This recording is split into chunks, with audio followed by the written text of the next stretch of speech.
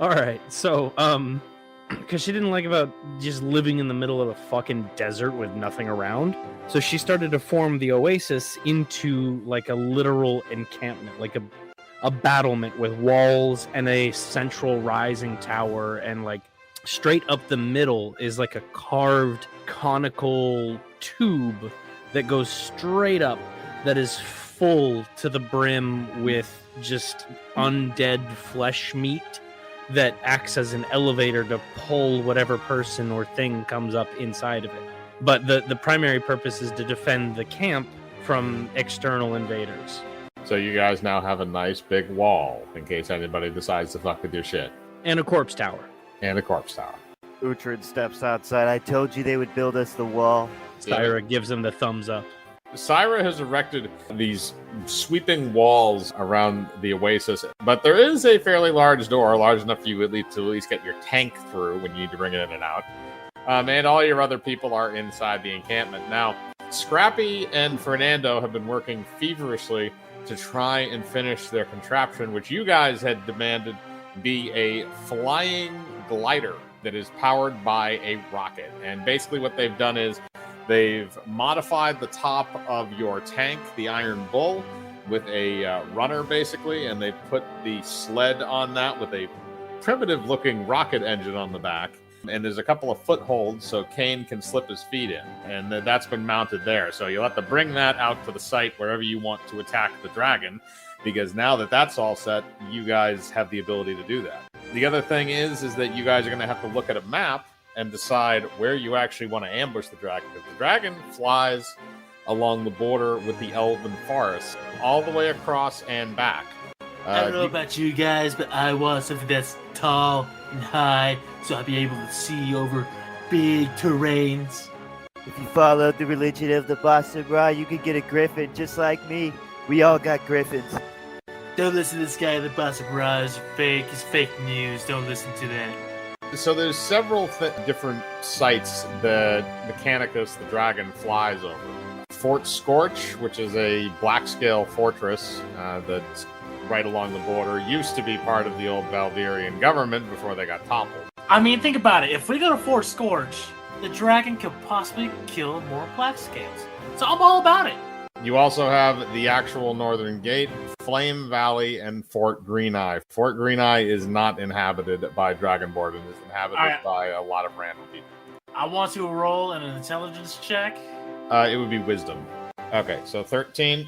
You can tell that there are options that may be more destructive, but there might also be options that are easier for you as well, because you know the lay of the land, basically, at this point, since you've traveled so much. I don't care about easy. I want the black scales to get fucked. The more damage you do is probably going to be Fort Scorch then, because that's where the most black scales are. I would say this guy just should go over to Fort Scorch. It will fuck them up. The dragon will fuck them up. It's going to be the best ever, because I'm right. I'm always right. Busy, like, breathing fog into the face of his helmet and just watching it suck back into his face like a child. Cyrus just standing there, arms crossed, and like, no. Uhtred licks a smiley face into the fog of his helmet. Do I see the smiley face in his helmet? Roll a spot check. You notice it briefly, but you actually think that he's smiling at you from inside the helmet, so you think he's on board. So this guy's on board. Easy, he's on board. Velnos, are you agreeing with this as well? You are also the tactical one in the group. If you were to crash in the fort and some of them wouldn't die, we would have a dragon and dragonborn to deal with. It doesn't matter just because you're wood doesn't mean you're not flammable. Take the heat. What if we crashed into the ocean? What if we baited there? It's flying on a direct pattern. The only thing it's baited by is killing people, so unless you want to use yourselves as bait or somebody else. Kane is the one with the rust bullet. May I interject? Barring a bunch of other ridiculous plans, I don't want to agree with the frog on this. It seems ridiculous to try and take a dragon and an army at the same time. If frogs had wings, they wouldn't bump their asses when they hop, but I suppose if it's the best plan we have... I think it would be a better option to, at the very least, crash it somewhere that doesn't have an army standing by, so it'll be easier for us Right. That seems. And then we can take care of the rest. Roll an intelligence check for me, Valnos. So you remember hearing a story from about 10 years ago that a massive sinkhole opened up in the Flame Valley, one that goes down pretty deep. And if you guys remember one of our side campaigns, you'll also know why that exists. Maybe some kobolds exploded some shit. So what do you guys want for a choice at this point? I will let the actual, let's call them combat monkeys, decide where they want to fight, but my vote is for the Northern Gate. Now, it's Uhtred and Draylark. Which ones do you want to do? Because Arch wants the Northern Gate, Jam wants Fort Scorch, so you guys have the casting votes. I'll go Northern Gate, just to avoid getting massacred. And Raka, what do you want to do? That's 2 for Northern Gate, 1 for Fort Scorch. Paladins do not vote. Just gonna go to the Northern Gate. Okay, so that's where you guys are going to set up your ambush. Now, the Northern Gate doesn't have a massive amount of Dragonborn. There's kind of like just a sparse little few areas where they may have small encampments, but for the most part, it's relatively deserted. It's mostly just a traveling thing. So you have to, unfortunately, you do have to bring the Iron Bull with you since it does have the rudder and the sled on the roof.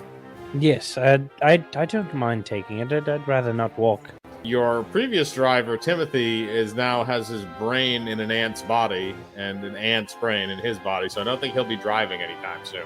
Is there any chance during my intermittent times that I could have just kidnapped a new Timothy and just told him his name is Timothy now?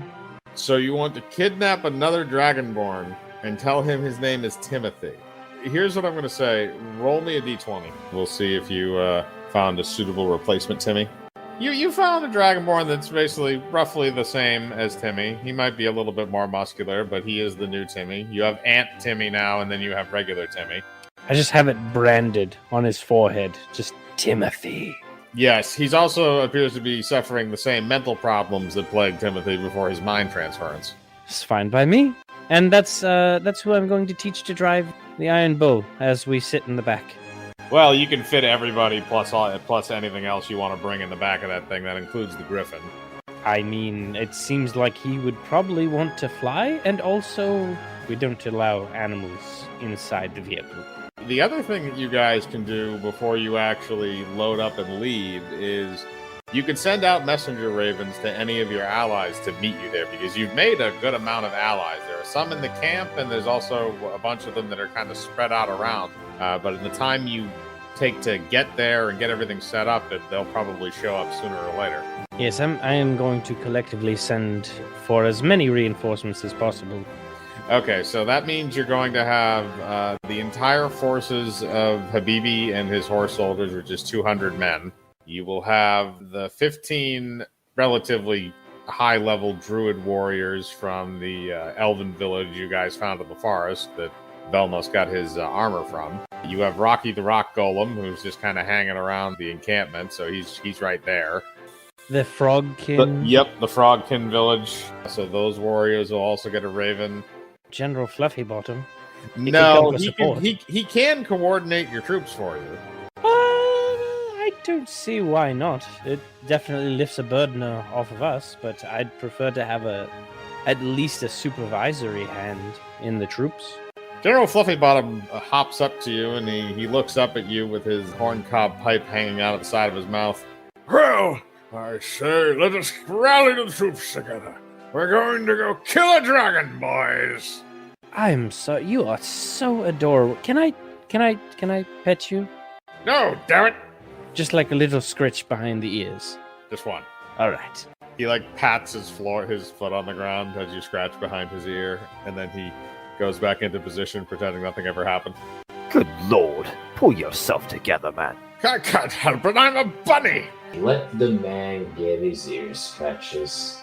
So you have sent out for them, so they will come and they will meet you at the ambush site, which is the Northern Gate. So again, you guys will take about a week and a half or so of travel in the Iron Bull to reach the Northern Gate. I'm going to say, for the sake of time and for the sake of the actual encounter, that you don't run into anything.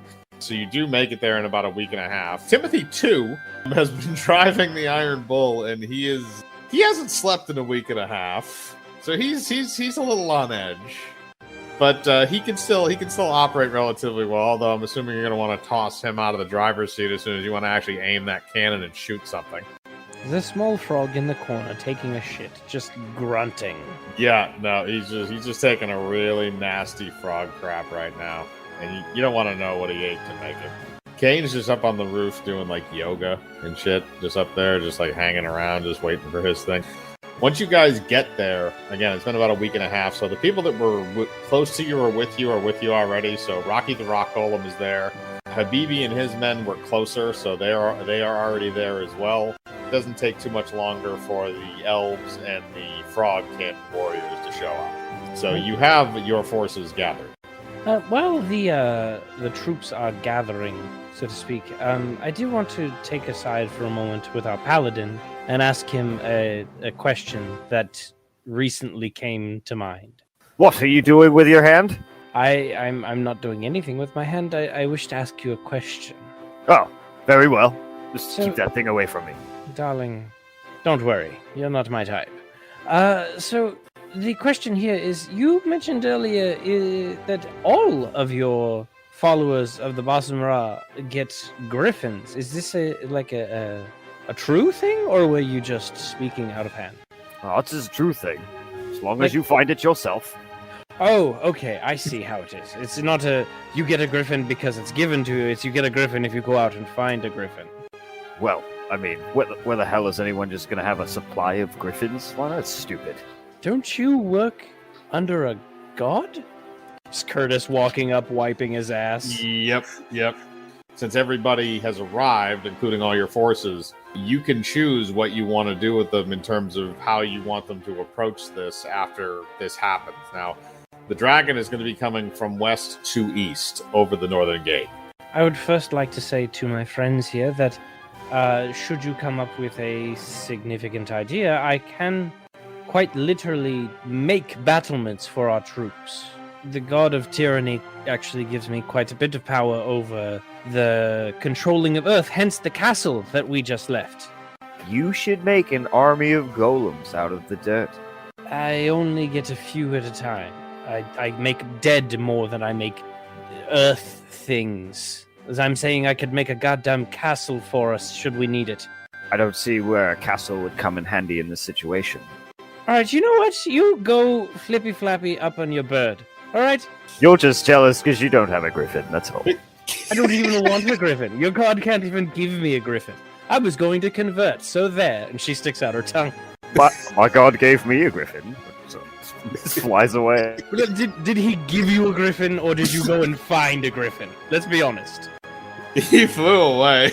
He just flew up in the sky. He's ignoring you now. Just see Uhtred up in the air, just kind of like hovering with his arms folded. If Rocket doesn't feel like doing it, then you guys can decide where you want your soldiers to be and what you want them to do once the dragon comes in. I have a full list here of the allies that we have, if you'd like to hear them again. Now, the real question is, do we really need allies? Consider this, and she leans really close to Curtis. The more bodies we have to aim at, the less chance the dragon aims at us. Hence was the reason why I wanted to go the other place, so they could be aiming at the other ones, instead of our own allies. Those are on its team. Still, they would all die. You are remarkably unhelpful, Frog. It's in these situations where I would question your intelligence severely. It's still time. We can still turn it back around and go over to the fort. I don't think there is. We've called into arms an entire army, and short to be noticed. Tell them we gotta reschedule and it's in a different location. Curtis has nothing to say. It's been down to you and Draylark then. All right, friend elf. I think our best decision would be to have our horse soldiers in reserve under some form of cover with the other elves, if you don't mind, in some form of high ground as they are spellcasters. If they can get any kind of tangling to the dragon to bring it to the ground, then the horse soldiers are of use. The frogkin warriors, I don't see a particular need for them, but we might as well put more bodies on the ground. Besides, you've seen how useful other frogs are. She pointedly looks at Curtis. You're going to walk towards the actual physical gate? Yes, I'm Okay. going to jump onto it. I rolled Okay. a 40. You are successfully able to jump onto the gate. You can see out into what's left of the Elven Forest because it looks like a complete train wreck. They deserved it. But yes, Draylock, did you have any other notes on troop placement or like battlements that you'd like, since we have some time to faff about? Everything so far seems sound. You wanted the druids up high and the horse soldiers down low for when the thing comes down, so they can start attacking it. Correct. Okay, so that's fine. So we have that scenario planned out. So the next thing is, where are you going to put the Iron Bull, and where are you going to put Kane, because he's going to be riding on that glider. Should he be closer or further? Like, how much do we want to chance our ace in the hole? I think the target is a bit big for him to just miss if he stays too far.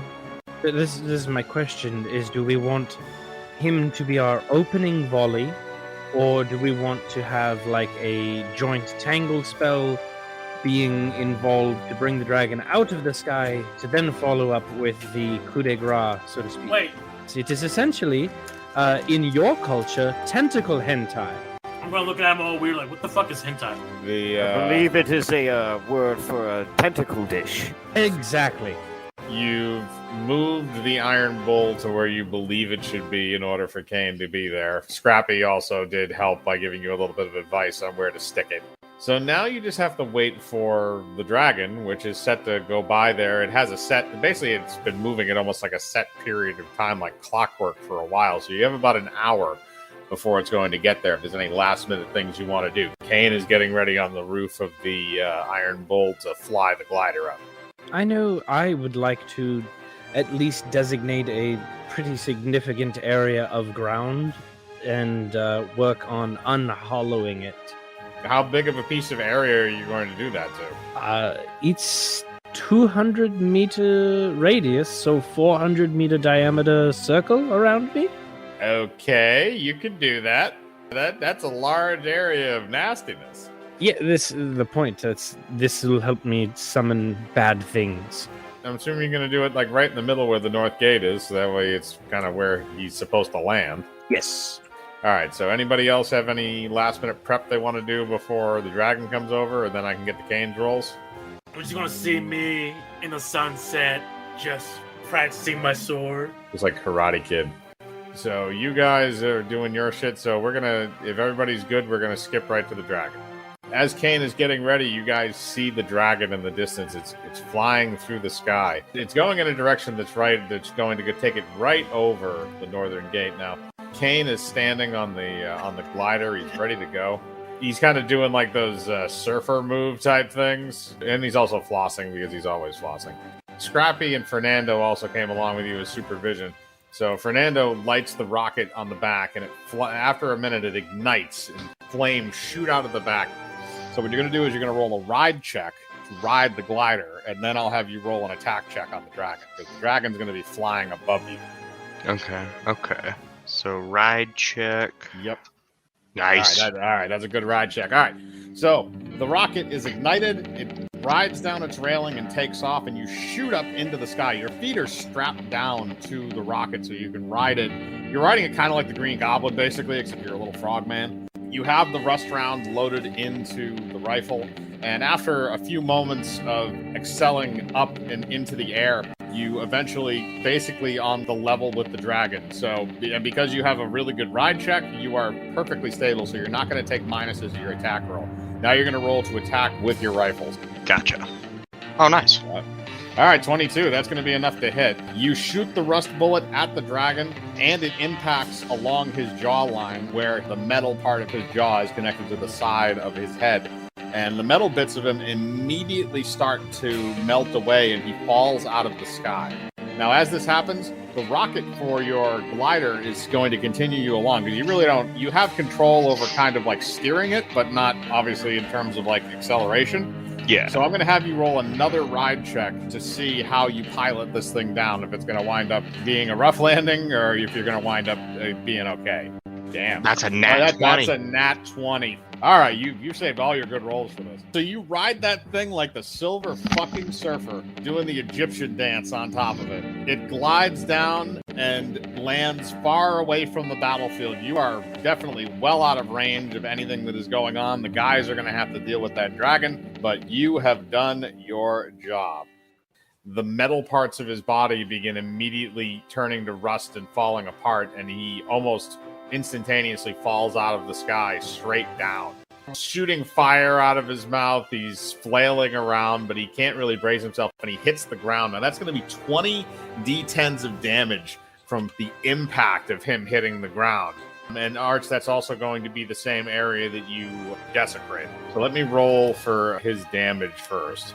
He took an additional, even from the rust bullet, plus that, he took an additional 102 damage. He got smoked out of the sky. That was not pleasant for him.